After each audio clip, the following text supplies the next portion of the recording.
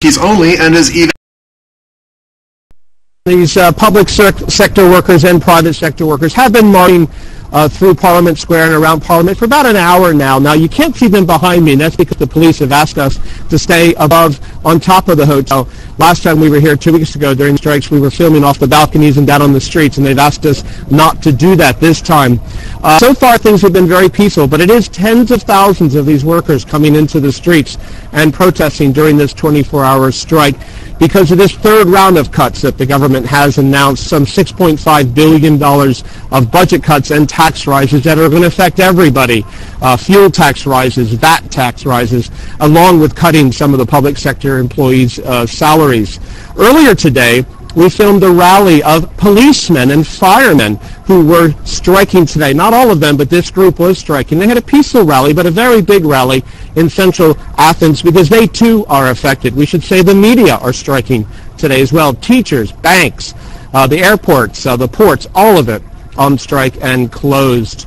Earlier I spoke to one woman who brought her children today to these strikes. She works for one of the hospitals, and this is why she told me she thinks it's important the government understand why these people are striking. We are citizens.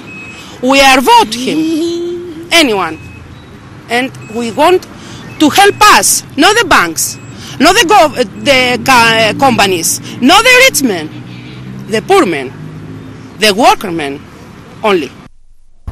So don't help the bankers, don't help the companies, don't help the rich men, help us. That's what she's saying, Don.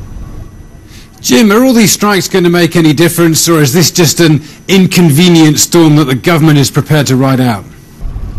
In the past, you would have thought that they would have made a difference here in Greece. This time, the government say they are firmly committed to transforming the tax structure so that the rich pay more of what they say is the fair share of their taxes. So far, the government has a majority of support for these measures, and we saw the Prime Minister Papandreou in Washington yesterday, in Paris over the weekend, drumming up support for what he's doing so that people here understand that it's an international problem, not just a Greek problem.